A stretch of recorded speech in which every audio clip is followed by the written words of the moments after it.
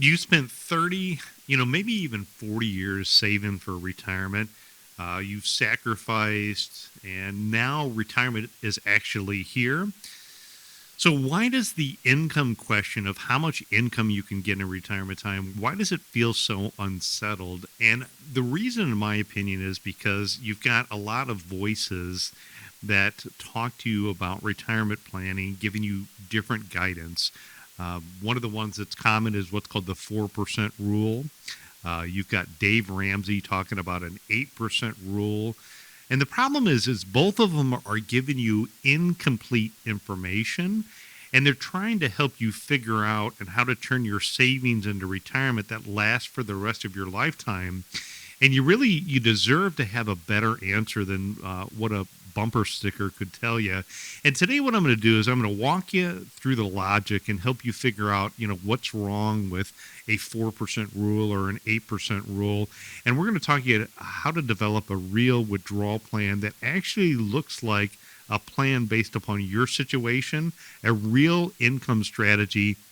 It's going to take your Social Security in consideration, your tax plan, and it's going to have it all kind of work together in what it does. So, Dave Ramsey, he recently did a show, and of course everybody knows Dave Ramsey and the Dave Ramsey Show, and I'm kind of paraphrasing here what he said, but what he said is that the 4% rule is stupid. He called it bogus math, and, on the surface, he kind of makes a fair point about that. The 4% rule was built upon suggesting retirees can withdraw 4% in retirement time annually and not run out of money over a 30-year retirement time. And that means if you saved $1 million, you're living on $40,000 a year. And for a lot of people who have spent decades saving and accumulating, and you get to $1 million nest egg, you worked hard, you raised a family, you maybe gave up a couple of vacations to get more money in the 401k, $40,000 can sound like a punishment. And if we look at it, Dave Ramsey, I guess his frustration of making that statement, it's legit, right? He doesn't want people to feel like retirement is out of reach. And I really respect that. We teach a lot about, not having regrets in retirement time and how to develop a plan that you feel comfortable about spending in retirement time. But here's kind of where it gets a little bit murky. Now, his alternative assumes a 12% annual rate of return. You withdraw 4% for income. You leave 4% back to fight off inflation so your principal can grow over time. So on $1 million, that's $80,000 a year forever, as he puts it. On the surface, that just sounds like the answer, right? Who wouldn't want to take $80,000 a year? And you're thinking, that the stock market, it's averaged some great returns. We've had some really good returns over the last couple of years. And if you look at the markets historically over the long term, I think double-digit gains in the market is definitely achievable. But if you think about it, the long-term averages don't mean what's going to happen next year. It doesn't guarantee what's going to happen in 2 years from now. And the timing of those returns of what happens in the market matters a lot more than the averages over time. The real problem isn't necessarily Dave Ramsey. It isn't necessarily the 4% rule. The real problem here is that you need to approach retirement not just like a whiteboard math equation. Your retirement isn't just a whiteboard, it's real life. So what I want you to do is I want you to look at some numbers, and I think about, the consistent returns at the market. They don't deliver on your schedule. The problem is if you rely heavily upon consistent, strong micro returns, and those strong returns don't materialize specifically in the early years of your retirement, or you have prolonged periods of downturn, you could get into big trouble. So imagine you retired in the year 2000, right at the peak. The markets dropped hard in 2001 and 2002. You're still pulling 8% out of your plan. You're locking in losses, selling off your investments in a shrinking portfolio. And that's what is called that sequence of return risk. And that's one of the most underestimated risks in retirement time. So the fatal flaw here is sequence of return risk. A of 8% in retirement time during a bear market can permanently damage your portfolio, accelerating the risk of outliving your money.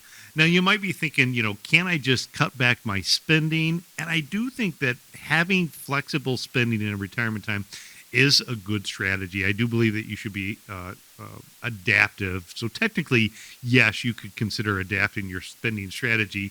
But if you consider this, in the first 5 to 10 years of your retirement, these are your go-go years. You're likely traveling more. You're spending more time with your family, enjoying golf, boating, you name it. You're enjoying the freedom of what you earned.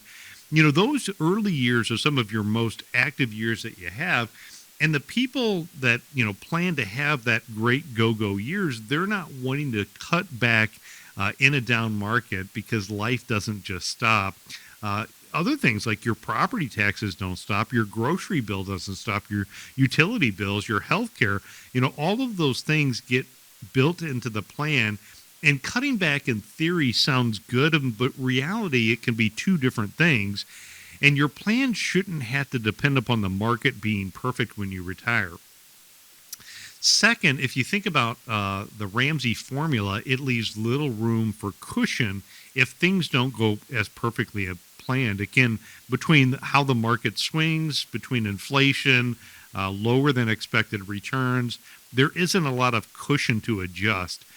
If you add in the inflation piece, if we look at it, inflation's a real threat. Some of the critics of that 8% withdrawal and leave 4% back is taking into consideration, how inflation could work.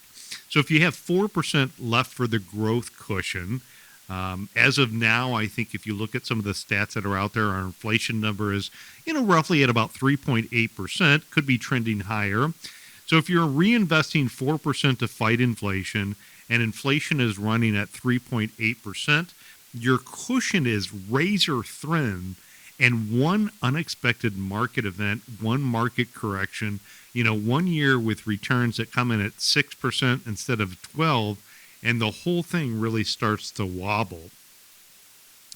So if you look at it, there's a study that was done on Yahoo Finance, and the study that was done on Yahoo Finance, this personal analyst, he estimated that about 32.5% of people who follow an 8% withdrawal rate run out of money, or actually only 32.5% still have money. So again, a large percentage of them run out of money when they take that high of a withdrawal rate. So you're thinking maybe I don't have 30 years to live in retirement. I'm, already in my 60s. That's fair. But if you're married and you're planning for 2 lives, the second to die scenario is really what matters for legacy and maybe for your spouse's financial security. So you don't want to be the person that lives and outlives your plan. Instead, what you want to do is you want to, again, bet on you living a long, long time, especially in a marriage situation, one of the two of you. So here, instead of, picking out a rule of thumb and using a 4% withdrawal rule, there's some ways that you can kind of get some clarity to this. And the way to get a clarity to this is to focus on creating an income system for your retirement. So at America's Retirement Headquarters, it's what we call the independent income system. It's what we build a withdrawal strategy. It's based upon the 4 coordinated pillars. And it's really, I think, why it matters in your situation. So the first pillar that you want to have is your income floor. Before you touch any single dollar of your investments, you want to identify what your reliable income sources are. That could be Social Security, pension, maybe you have rental income, fixed income, maybe you could have annuity income if it's appropriate. Those are going to be your income floors, your reliable income. The second pillar that you're going to have is you're going to have your growth portfolio. And your growth portfolio is money that's invested. It's invested, typically in equities. It's going to be designed to grow. You want to make sure that it's not sitting in cash. You want to make sure that it's allocated based upon your time frame, what your individual risk tolerance is. And that money is going to help fight off inflation. It could help be for your legacy plan as well. The third pillar that I want you to have is I want you to have a plan that takes into consideration taxes. So tax coordination, And this is one of the ones that a lot of retirees don't think about because of the fact that there's so many areas in retirement time that taxes can gobble up some of your money. You can have taxes on withdrawals from your IRAs, your 401ks, ordinary income.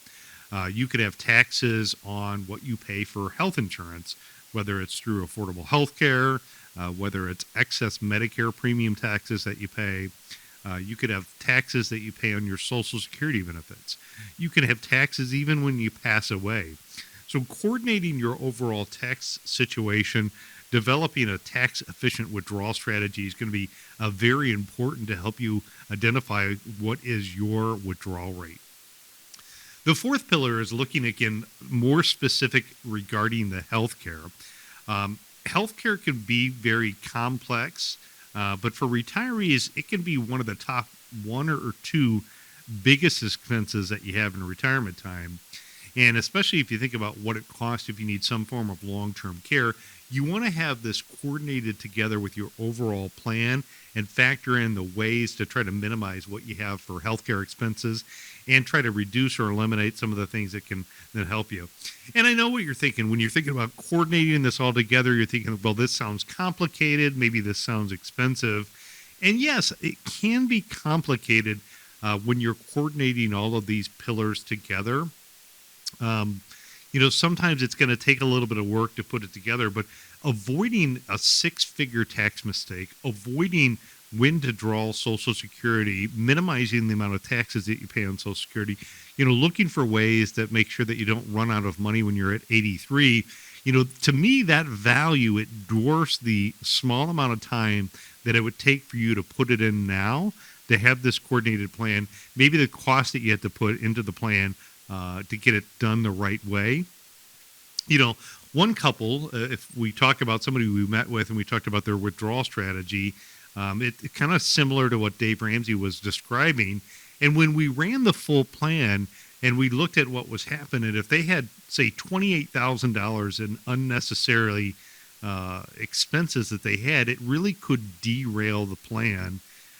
That's really it's a kind of a planning mistake when you don't take that into consideration. Again, within the independent income system, one of the buckets that we talk about is having that emergency bucket. And inside of that emergency bucket, if somebody had money set aside for these what-ifs that come in life, that could help them from ending up in a crisis situation. And that's why I think the rules-based approach, it's maybe a good starting point, the 4% or 8% that Dave talks about, but you don't want to just use a rule of thumb. You want to look at your individual specific numbers, and you want to look for a way that's designed to optimize everything all put together. So if you're considering doing some planning, if you're feeling that maybe I don't have all the pieces put together, you're not really confident in what your withdrawal strategy is, this is exactly why we build America's Retirement Headquarters. This is why we've spent 30 years teaching people how to retire. Go to our website, it's arhq.com, and schedule a complimentary retirement income review. In that conversation, we can have a conversation talking about your current withdrawal rate. We can stress test your plan. We can help you figure out what might be the best approach on when to draw Social Security benefits. We'll talk to you about your tax exposure, and we'll talk to you about whether you're in good shape and or if there's steps that you need to take and put a plan in place that's specific to your numbers, not just using some type of rule of thumb article that you read on the internet as well. That's really what a plan comes down to, and that's really what a plan is. So again, that next step, I want to make things as simple as possible for you. Just go to arhq.com and schedule a retirement team action plan. We'll look at all of the numbers, and we'll help you figure out what you spent decades building to make sure that your money lasts as long as you do.